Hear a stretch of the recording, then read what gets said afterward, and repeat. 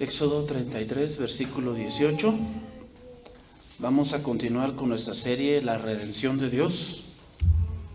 Y es el tema número 79 de esta serie. El tema de esta tarde se titula Muéstrame tu gloria. Que muéstrame tu gloria.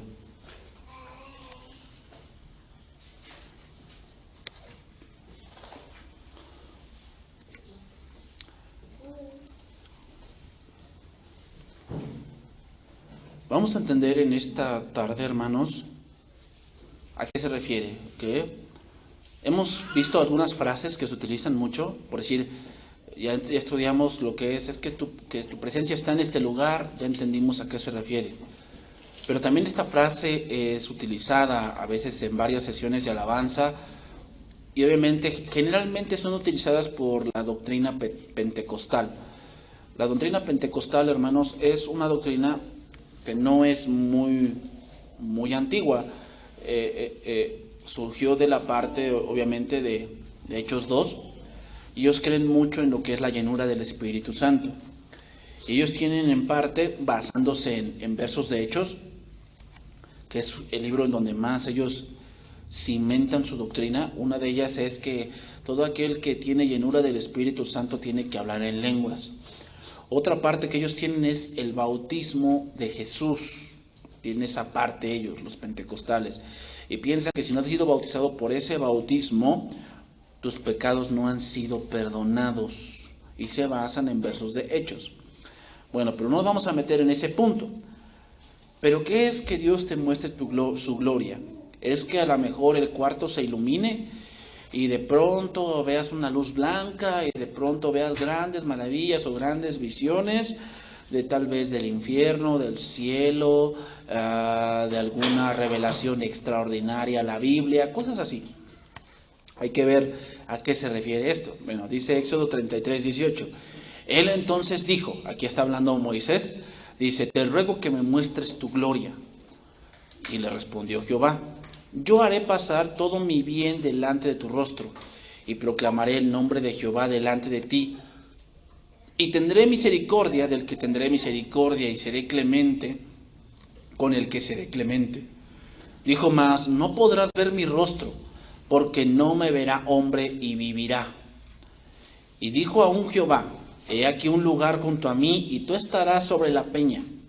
Y cuando pase mi gloria, yo te pondré en una hendidura de la peña, y te cubriré con mi mano hasta que haya pasado.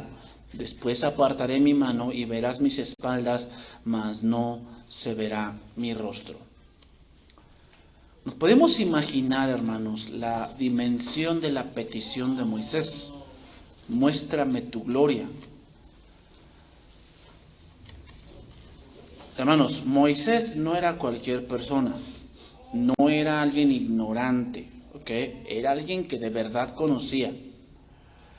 Pero una de las muestras, hermanos, de verdad de un varón de Dios o de una mujer de Dios es que tienen ganas de conocer más de Dios. Moisés sabía lo que muchos en la iglesia hoy han olvidado, y es que la actividad más importante del pueblo de Dios es adorar a Dios. Hoy la iglesia se ha enfrascado en más la adoración al hombre, muchos eventos, y vamos a hablar de cosas así más puntuales en lo malo. Se ha metido en divisiones, competencias, quién tiene más influencia, quién tiene más gente asistiendo a su congregación, quién es más grande, quién es más conocido. Sin embargo, hermanos, el verdadero liderazgo no le interesan esas cosas. ¿Okay? No le interesa el renombre de este mundo o la mucha influencia que pueda llegar a tener, sino que el verdadero líder le interesa conocer más a Dios. ¿Okay? El deseo de todo hijo de Dios debe ser conocer más a Dios. ¿Okay? ¿Qué es lo que ya conocía Moisés? Vamos a ponerlo en un punto claro. ¿En dónde estaba situado Moisés? A ver, Moisés tuvo una revelación de una zarza que ardía pero no se quemaba. ¿Recuerdas esa escena? Andaba pastoreando las ovejas de su suegro y vio una zarza que Yo me imagino la escena que la veía, que estaba ardiendo, que era algo natural. En el desierto es algo natural ver cosas como la zarza que se quemen. Pero había pasado un tiempo, un rato, y seguía ardiendo. Y no, o sea, el fuego no paraba, pero tampoco avanzaba. Entonces dijo, esto es algo anormal. Y Dios le habló y le dijo, Moisés, quita el calzado de tus pies, porque el lugar donde estás, tierra santa es. Y le mostró, dice, mete tu mano en tu seno, y la metió, dice, aquí estaba blanca como la de lepra. Y dice, vuelve a meter, y entonces salió normal, como si nunca hubiera estado ahí lepra. Y le dijo, ¿qué tienes allí? Dice, es mi báculo, mi vara. Y dice, tírala. Y dice que se volvió una serpiente, y dice que huía de ella. Y se levántala por la cola. Y lo hizo así, y se volvió otra vez un báculo. Fíjate todo lo que ya había conocido de Dios Moisés. Luego fue a Egipto, y obviamente él jamás sabía que Dios iba a atacar con moscas y con piojos y con úlceras y con tinieblas y con la muerte del ganado. Jamás imaginó eso Moisés. Simplemente él obedeció y así fue. Entonces, esto es un conocimiento más de Dios. Luego vio que el mar se abría. Y luego le dijo, pégale a la peña y saldrá agua. Y así lo hizo y sucedió. Y luego vio cómo caía maná. Y luego vio cómo Dios escribía los 10 mandamientos con su propio dedo. Todo lo que ya conocía Moisés. ¿A quién era Moisés? No era alguien recién convertido. Ya era alguien con un caminar bastante amplio con Dios.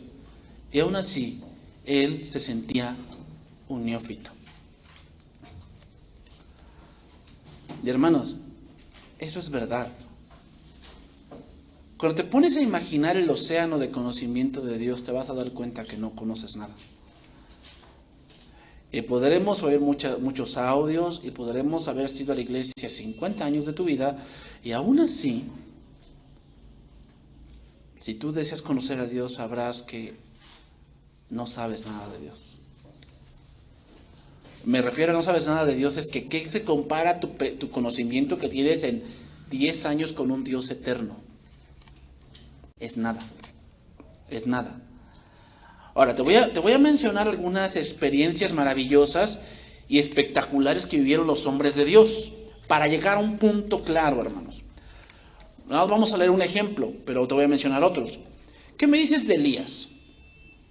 ¿Te acuerdas de Elías cuando dice que huyó de Jezabel, que lo amenazó? Y dice que se fue allá al monte Horeb, se fue a Horeb, y ahí se escondió en una caverna, y dice que deseaba morirse. O sea, entró en depresión. ¿Por qué? ¿Por qué entró en depresión? Bueno, la respuesta es porque había hecho un grande espectáculo, porque el contexto es que Dios consumió el altar y con el agua y las piedras. O sea, Dios contestó por fuego y Baal no contestó. Y él esperaba que el pueblo se convirtiese. ¿Ok? Elías esperaba que el pueblo recapacitase de lo malo que estaba haciendo. Pero no fue así. Entonces él dijo, todo lo que yo he hecho ha sido en vano. Y dice que Dios lo llevó afuera. Y dice que primero salió un torbellino que rompía las peñas. Después un fuego que consumía todo. Y después un silbo apacible. Y le dijo, ¿qué haces aquí, Elías? ¿Qué Dios le quiso enseñar? Esa es una muestra de la gloria de Dios a Elías. ¿Qué le quiso enseñar Dios ahí? La respuesta es que muchas veces Dios trabaja en el silencio. ¿Okay? Muchas veces esperamos que Dios haga algo espectacular con una persona para que cambie, ¿no? O sea, como que le suceda un gran accidente y se salve y así va a cambiar. Y resulta que no ocurre así. Que a lo mejor ocurre eso y aún así la gente no cambia. Torbellino y fuego y toda la cosa. Pero a veces Dios trabaja en el silencio. Donde tú no te das cuenta, Dios está trabajando. Y eso es lo que le hizo ver Dios a Elías con la muestra de su gloria. Podemos mencionar a otro. ¿Qué me dices de Pedro, Jacobo y Juan en la transfiguración? ¿Te acuerdas de ese relato? Dice que nada más se lo llevó aparte y dice que de pronto él se transfiguró. Transfigurarse significa mostrar la verdadera naturaleza de algo. Jesús dice que sus vestidos se hicieron blancos y su rostro resplandeció como el sol. Y de momento aparecieron Elías y Moisés. Y vieron esa gran manifestación los tres. Pregunta, ¿qué les quiso enseñar ahí Jesús? Con esa muestra de su gloria. Porque lo vieron. Que Jesús era la verdadera luz. Que de verdad los profetas y la ley, Moisés y Elías, hablaban de él. Entonces, vamos a ver otro ejemplo más. 2 Corintios 12:1. 2 Corintios 12:1.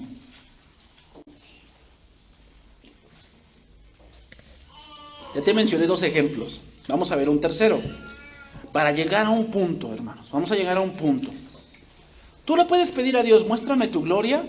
Sí, sí se lo puedes pedir. Y Dios lo puede hacer. Pero te voy a explicar que Dios hace cosas por un propósito. No es que, Señor, dame un espectáculo y Dios va a hacer que haga un espectáculo de su gloria. Así no funciona. Hay un propósito y ya vimos dos cosas, vamos a ver un tercero. Ciertamente no me conviene gloriarme. El contexto de este pasaje, 2 Corintios 12, es los falsos maestros que habían llegado a Corinto y presumían de nuevas revelaciones. Como hoy mismo también se presume, ¿no? O sea, hoy tú vas al Tuyú y ves a gente, a pastores, a pseudopastoras, a pseudoapóstoles, pseudoprofetas, que hablan, Dios me dijo, y empiezan a hablar y hablar y hablar y hablar. Nunca tocan la Biblia, pero dice que Dios les dijo. Bueno. O sea, así como en el tiempo de Pablo, hoy hay gente que dice que Dios le habló. Bueno. Entonces Pablo, para contrarrestar esos pensamientos, les dice, bueno, voy a hablar de algo. Ciertamente no me conviene gloriarme, pero vendré a las visiones y a las revelaciones del Señor. Conozco un hombre en Cristo que hace 14 años, si en el cuerpo no lo sé, si fuera del cuerpo no lo sé, Dios lo sabe, que fue arrebatado hasta el tercer cielo. Esta es una muestra de la gloria de Dios. Obviamente Pablo fue a ese lugar, él está hablando de él mismo. Y conozco al tal hombre, si en el cuerpo fuera del cuerpo no lo sé, Dios lo sabe, que fue arrebatado al paraíso donde oyó palabras inefables que no le es dado al hombre expresar. De tal hombre me gloriaré, pero de mí mismo en nada me gloriaré, sino en mis debilidades. Sin embargo, si quisiera gloriarme no sería insensato, porque diría la verdad, pero lo dejo para que nadie piense de mí más de lo que en mí ve u oye de mí, y para que la grandeza de las revelaciones no me exaltase desmedidamente. ¿Cuál fue el propósito de llevarlo al tercer cielo? Ahora, ¿por qué surgió eso del tercer cielo? Dentro de líneas, hermanos, de ese pasaje está la oración. Pablo oraba mucho. ¿Y qué pasaba con Pablo? Pablo quería conocer más de Dios. Es obvio que sí. En Filipenses 3 dice que él había dejado todo y lo había tenido todo por basura por el conocimiento de Cristo. Dice, mi Señor, por el cual lo he perdido todo. O sea, el anhelo de Pablo era conocer más a Dios. Y Dios le mostró algo de él, algo que, pues obviamente, ¿te das cuenta que los ejemplos que hemos dado son distintos? Los ejemplos que hemos dado son distintos, pero tienen un propósito. En el caso de Pablo, era que él se diese cuenta de su debilidad. Ese era el propósito de la revelación, de la muestra de la gloria de Dios a la vida de Pablo. Que viera su debilidad. Dice ahí, respecto a lo cual, versículo 8, he rogado al Señor que lo quite de mí. ¿Qué? Ese aguijón. Hay tres interpretaciones sobre el aguijón. Uno, la persecución que tenía a su vida. Ese es uno. Dos, los falsos maestros que atacaban la vida de Pablo. Y 3, una enfermedad en sus ojos. Hasta ese punto los comentaristas hablan de que eso podría ser el aguijón. No es tanto lo que es lo que tenía el apóstol, sino que le era molesto. Le era como un freno. ¿Por qué? Porque tenía la debilidad de ensoberbecerse. Entonces, la muestra de la gloria de Dios a Pablo era que se diese cuenta de la debilidad tan grande que él tenía. Dice ahí, versículo 9, y me ha dicho, bástate mi gracia, porque mi poder se perfecciona en la debilidad. Por tanto, o sea, ese por tanto es, entendí algo. Llegué a una conclusión que Dios me dijo al mostrarme su gloria, ¿qué? Que me debo gozar, o sea, que cuando me siento enfermo, tal vez cuando me siento perseguido, cuando me calumnian esos falsos maestros, allí el poder de Dios obra en mí. Entonces, hermanos, el querer conocer algo más de Dios conlleva a que conozcamos más de su propósito divino. He mencionado 3 ejemplos. Te puedo mencionar otro. Dios se le reveló a Samuel.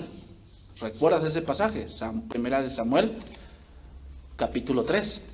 Cuando dice que lo llevó al templo o al tabernáculo en Silo y dice que él dormía al lado del arca. Obviamente una cortina, pero había una cortina que los dividía del arca y Samuel. Ahí dormía él. Dice que en ese tiempo no había revelación con frecuencia, no había visiones. Dios había dejado de hablar mucho porque el pueblo era muy apóstata. Recordemos que en ese tiempo de Samuel venían del tiempo de los jueces, que es el tiempo más oscuro de la nación, porque se convertían, pecaban, se convertían, pecaban, se convertían, pecaban. Entonces la visión no era frecuente en esos tiempos. ¿Cuál era el propósito por el cual Dios sí le habló a Samuel? O sea, fue porque Dios quiso. O sea, sí, obviamente Dios puede hacer lo que Él quiera, Él es Dios. Pero hay un propósito por el cual Dios se le reveló a Samuel, y es enseñarle cómo Dios quería que él caminara. Porque obviamente la visión que él tuvo es diciéndole lo que iba a pasar con sus consiervos, porque él servía junto con los hijos de Elí, y Dios le dijo que los iba a matar. O sea, esa también era una enseñanza para Samuel, diciéndole, no quiero que vivas de esa manera no me agrada, vive de otra. Ese era el propósito, fíjate. O sea, cuando Dios te muestra algo, hermanos, no es para que te jactes y digas, Dios me reveló y esta es la visión de la iglesia. No. O sea, cuando Dios se revela, cuando Dios te muestra algo de su gloria, tiene un propósito. Entonces, hermanos, querer la gloria de Dios habla de entender más cosas de Dios. ¿Qué significa? Entonces no tiene nada que ver con que se ilumine acá, que me llene, que me tire. No tiene nada que ver con eso.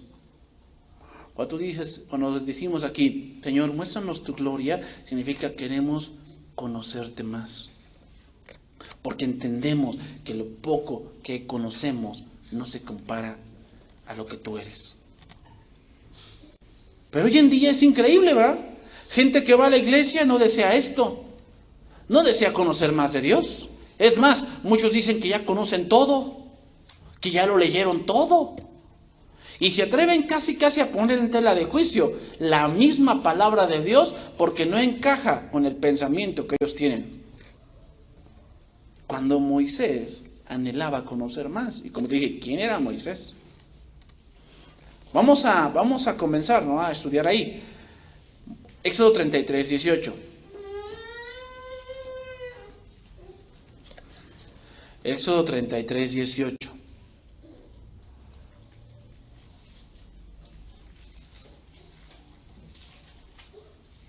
Dice ahí, él entonces dijo, te ruego que me muestres tu gloria. La gloria de Dios, hermanos, es manifestada a mentes mortales por las evidencias de su bondad. O sea, la mayor muestra de Dios a tu vida, la gloria de Dios a tu vida, es que tú has hecho cosas que van en contra de Dios y tú las sabes, y aún Dios, aún así, no te ha consumido.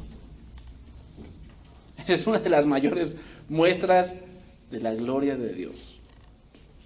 La pregunta es, ¿por qué?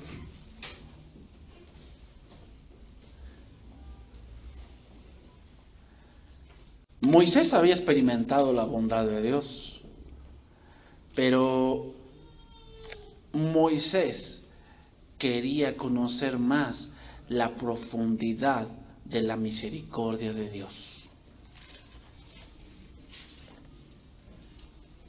Ahora voy a retomar un poco el contexto para que entendamos por qué esa petición. Recordemos que el pueblo había pecado, había caído en idolatría.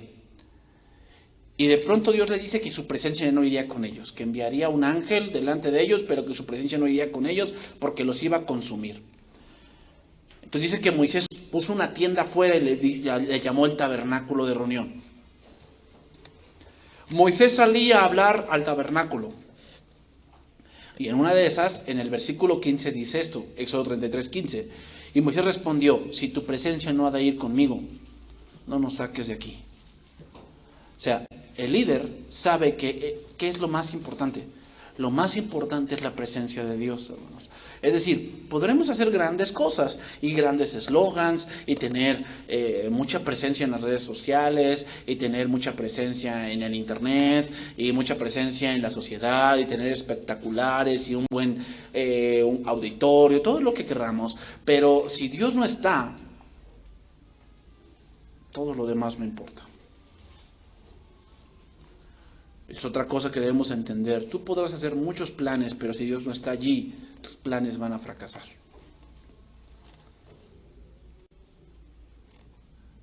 Dios te va a dejar a ver muchas veces hacer lo que tú quieras.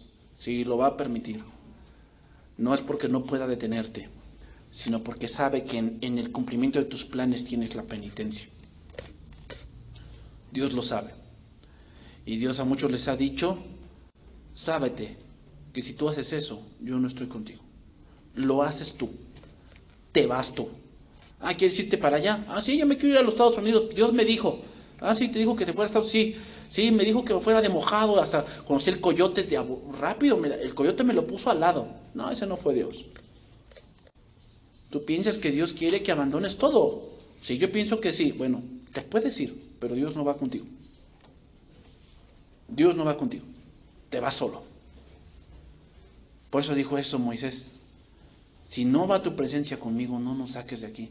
Pero ahí es increíble, porque al cristiano no le interesa si Dios va con él, le interesa hacer lo que él quiere. ¿Te das cuenta de la gran diferencia? Un líder, hermano, debe saber que lo más importante es que Dios esté con él. Si Dios no estaba con el pueblo, sería un pueblo más, vagando en el desierto, sin rumbo y sin dirección. Dios le responde que sí iría con él, que su presencia iría con él. Entonces ahí viene la petición de Moisés, te ruego que me muestres tu gloria. Significa, hazme entender, hazme saber cuál va a ser tu plan divino. Eso quiere decir. O sea, Señor, veo que esto de mi... Por decir, esto de mi familia está tomando forma. Tú nos estás llamando ya a servir.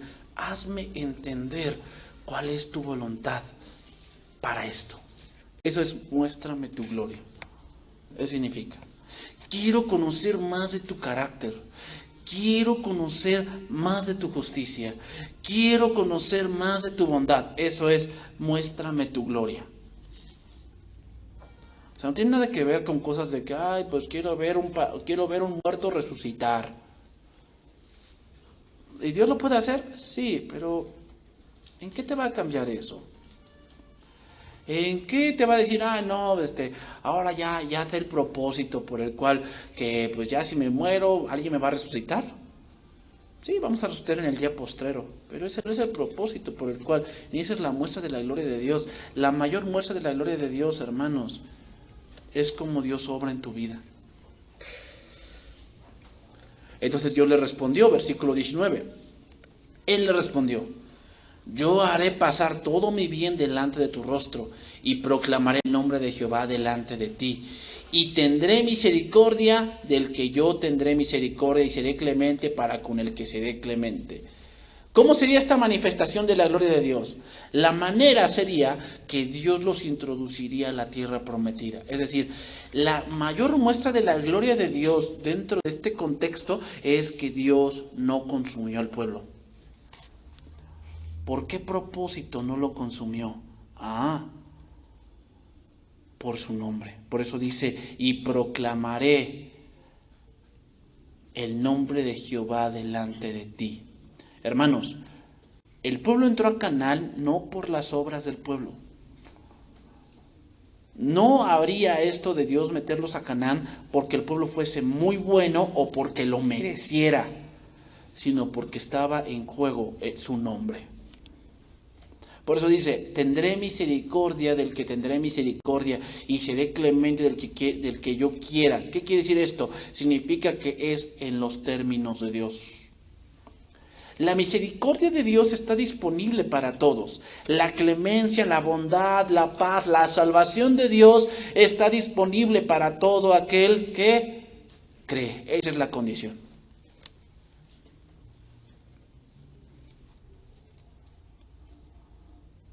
Algo que decía un pastor, y es verdad, yo no lo he visto de esta manera, pero dijo el pastor: el hombre se siente indignado cuando le pasa la tragedia a otro hombre, pero cuando el nombre de Dios es blasfemado, dicen, no es para tanto.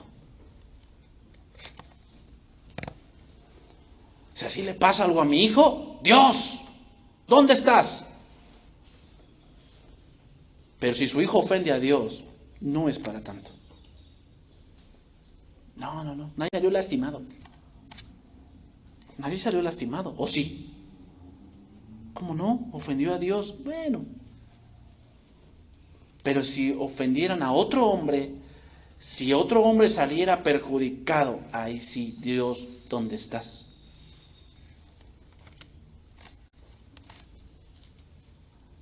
Hermanos, ese es el punto del hombre, que el hombre quiere la misericordia de Dios y la bondad de Dios a su manera. ¿Cómo quiere la misericordia, por decir, el hombre? ¿Cómo quiere la misericordia de Dios para su persona? La quiere así. Quiere portarse mal todo el tiempo, ofender a Dios todo el tiempo y al final que me salve. Ese es el pensamiento del hombre. Entonces cuando tú le dices no, si tú no crees te vas a ir al infierno. Ay, no creo. A ver, entonces ¿dónde está el amor de Dios? O sea, sí está, pero no es como tú lo quieras. Porque Dios tiene misericordia del que quiere tener misericordia. Es decir, no es como tú quieras, ni tú le vas a poner condiciones a Dios. Dios ya puso las condiciones para que esto suceda.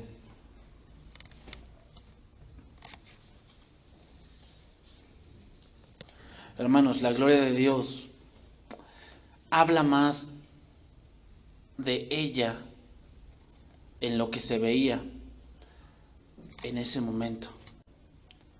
La capacidad humana está limitada para comprenderla y Dios manifestó lo necesario para que pudiésemos verla. Hermanos, la revelación de la gloria de Dios hacia el ser humano es algo progresivo. No llega de golpe. Es algo que entendemos hoy y vamos creciendo en ella. Vamos entendiendo cada día más su gloria, su voluntad, su carácter, sus atributos, su benevolencia, su justicia, su ira, su amor. Vamos comprendiendo más y más porque es algo progresivo. Pero hermanos, esto viene por la gracia divina. Es decir, el que tú puedas entender algo de Dios y que Dios revele su gloria a tu vida y puedas entender algo es parte de la gracia divina, no es del intelecto humano. Entonces dijo versículo 20. Dijo más, versículo 33, 20 de Éxodo, no podrás ver mi rostro. Ver su rostro significa entenderlo todo. Jamás, hermanos, jamás vamos a entenderlo todo. Jamás. Porque no me verá hombre y vivirá. Esto es literal. ¿Okay? Si es literal, todo hombre que vea a Dios o que pueda ver a Dios tiene que morir. ¿Por qué? Por la santidad de Dios. Es tal la santidad de Dios que nuestra carne no podría soportarlo.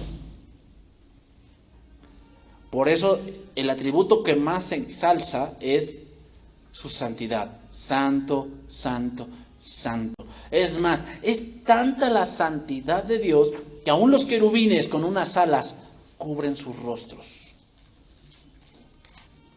¿Por qué? Porque es tal la santidad de Dios que cualquiera que le mirara, en este caso un ser humano, muere. Es, hermano, es así. Es como un ser humano que mira directamente al sol y queda enceguecido temporalmente por su brillantez. Es así. Así los pecadores no pueden mirar la gloria de Jehová sin ser destruidos. Primera de Juan 3:1.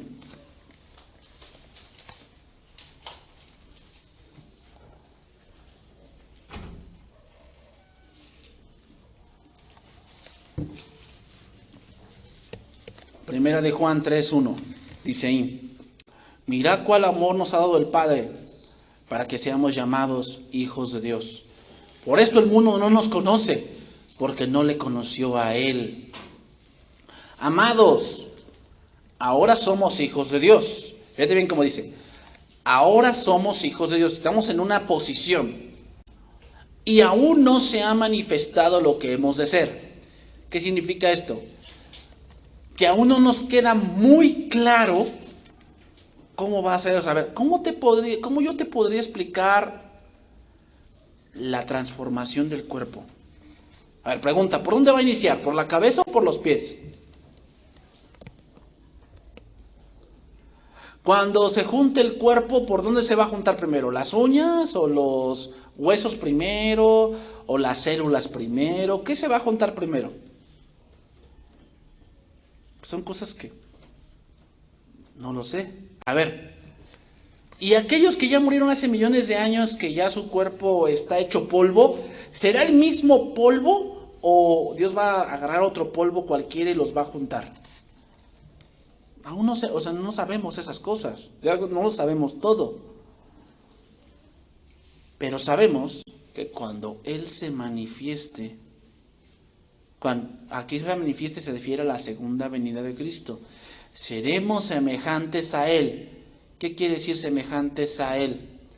Que tendremos un cuerpo glorificado. ¿Ok? Que tendremos un cuerpo glorificado, que tendremos un cuerpo que ya no tendrá corrupción por el pecado. Semejantes, no iguales, o sea, no vamos a ser dioses.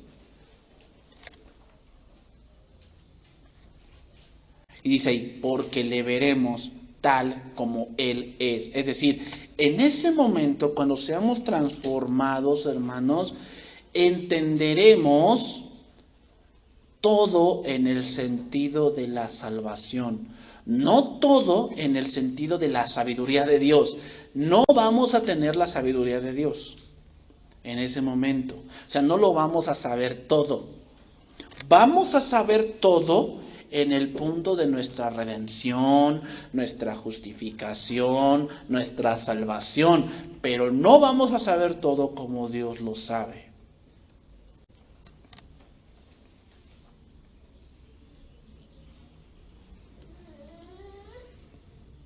Hermanos, en esta vida no conoceremos todo de Dios. Porque habría cosas, hermanos, que no podríamos comprender. Si aún así, con lo poco que Dios nos revela en la Biblia, hay cosas que todavía no nos entran en el zapato, que no las alcanzamos a comprender y que empezamos a cuestionar, obviamente, porque eso es parte de la naturaleza humana, que nos cuestionemos, que nos preguntemos, que investiguemos. Dios no está en contra de eso, pero al fin y al cabo razonaremos como terrenales.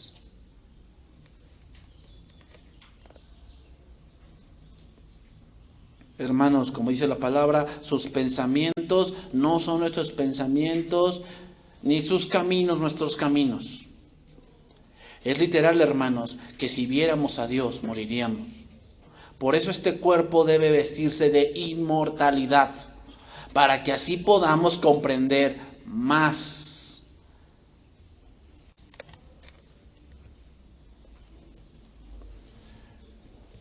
Seguimos adelante para irnos por la parte final. Éxodo 33, 21. Éxodo 33, 21. Y dijo aún Jehová: he aquí un lugar junto a mí, y tú estarás sobre la peña. Y cuando pase mi gloria, yo te pondré en una hendidura de la peña, y te cubriré con mi mano hasta que yo haya pasado. Después apartaré mi mano, y verás mis espaldas, mas no se verá mi rostro. Aquí la palabra clave es la peña. La peña. Habla de que Moisés vio la espalda de Dios a través de una hendidura. Hermanos, eso es lo que Cristo vino a hacer. Por eso dijo: nadie ha subido al cielo jamás, sino el que descendió del cielo, él ha revelado a Dios. La peña aquí es Cristo. La peña aquí es Cristo, quien por medio de esa hendidura que está en la peña podemos ver no todo de Dios, solamente que un poco las espaldas de Dios.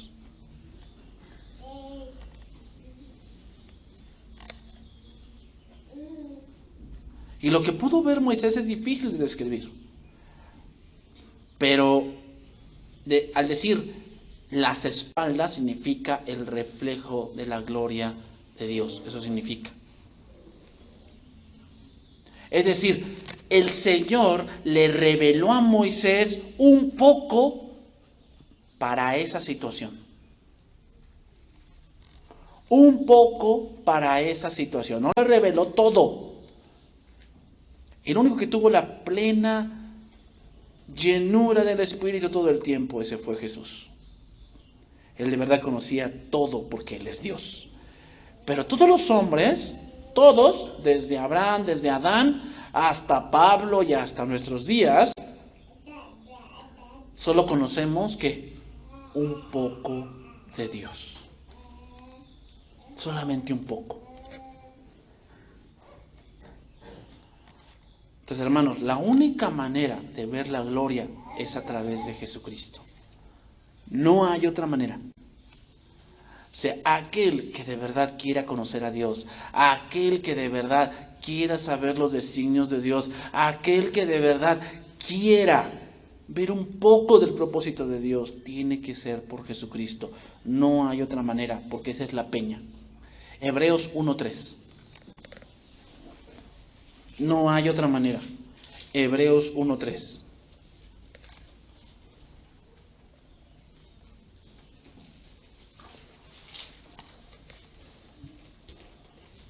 Vamos a estudiar un poco este pasaje que es algo paralelo a esto que estamos viendo. Dice: el cual, siendo el resplandor de su gloria y la imagen misma de su sustancia, y quien sustenta todas las cosas con la palabra de su poder, habiendo efectuado la purificación de nuestros pecados por medio de sí mismo, se sentó a la diestra de la majestad en las alturas. Lo voy a leer en traducción viviente. El Hijo irradia la gloria de Dios. Esa primera frase, el resplandor de su gloria, significa que el Hijo de Dios, Jesucristo, es la viva imagen de Dios. Es decir, que es una copia y calca de lo que Él es. Es como el sol y el resplandor, los rayos que atraviesan toda la Vía Láctea hasta llegar a nuestro planeta y alumbrar y dar luz a las plantas y calentar el planeta. Esa luz es Jesús.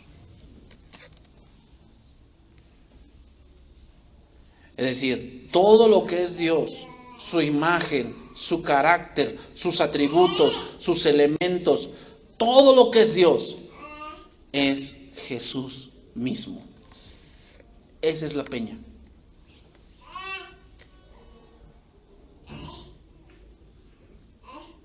Entonces muchos quieren conocer a Dios.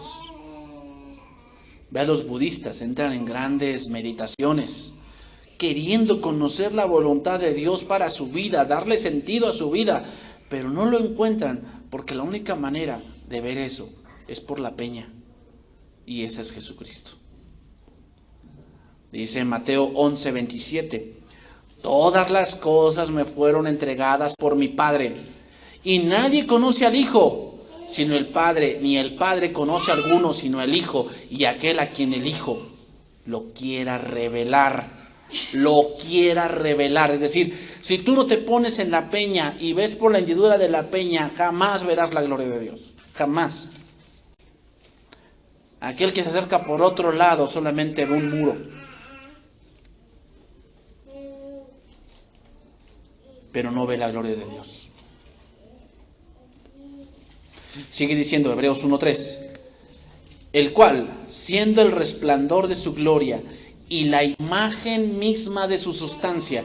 Aquí la palabra imagen viene de una palabra griega carácter con J, y significa un grabado, La idea es, hermanos, tener un sello. Cuando te sellan los papeles y le ponen el sello, ¿qué queda grabada? La imagen de lo que tiene ese sello. Bueno, ¿qué se graba? Aquí la palabra sustancia significa algo que es la esencia misma.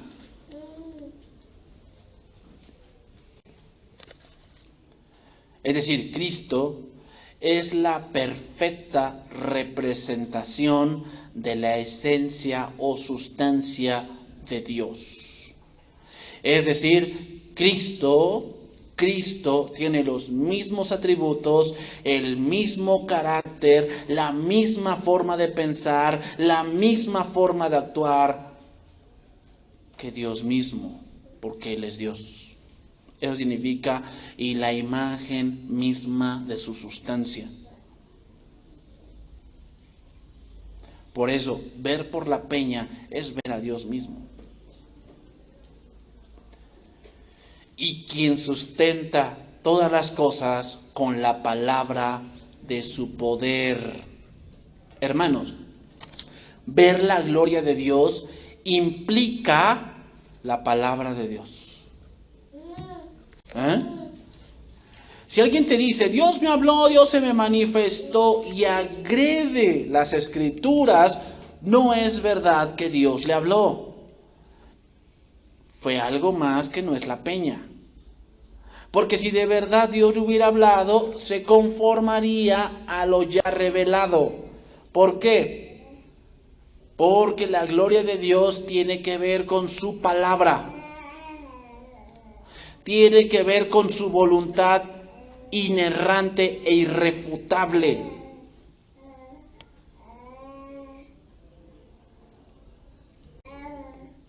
Entonces, ¿qué quiere decir? Que el poder creador, el poder sustentador, el poder de dar vida, la tiene Jesús en toda su plenitud.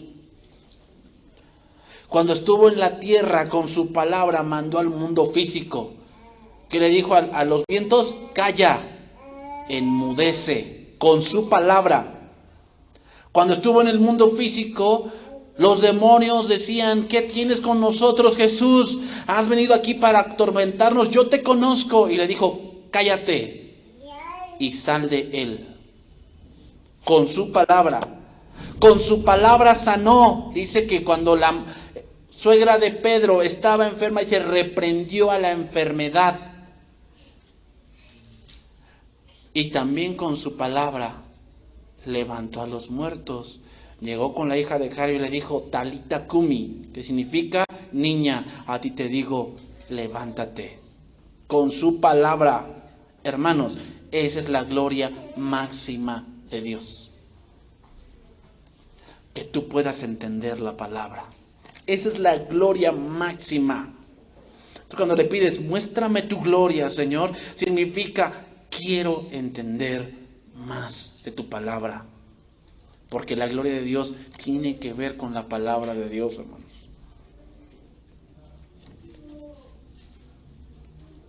Hermanos, la sed de conocer mejor a Dios es la señal distintiva del varón de Dios. La sed de conocer mejor a Dios es la señal distintiva del varón de Dios. Hermanos, podemos leer este versículo o lo recordamos. Pedro le respondió y le dijo: Señor, ¿a quién iremos?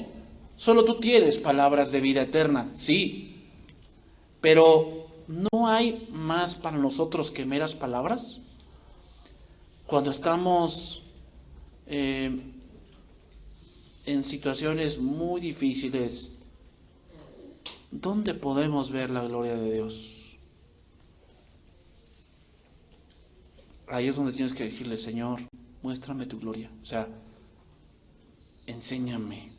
O sea, no significa: hazme trascender y llévame al tercer cielo. No tiene nada que ver con eso. Tiene que ver con que tú quieras conocer más a Dios. Y por último, voy a terminar con un razonamiento más, que aquí no lo tengo. Pero otro que vio la gloria de Dios fue José. ¿Dónde la vio más? En la cárcel. Porque en la cárcel, hermanos, pasó de un soñador a interpretar sueños. Habla de un gran salto espiritual. Habla de un crecimiento por conocer a Dios. ¿Dónde? En el sufrimiento. En el sufrimiento. Cuando estés sufriendo, cuando veas que hay gran contradicción de pecadores contra ti, es donde debes decirle a Dios: Señor, muéstrame tu gloria. Ahí fue donde lo pidió Moisés, y ahí donde todos debemos pedirlo: Señor, enséñame. En esta situación de verdad no sé qué hacer, pero enséñame, quiero conocerte más.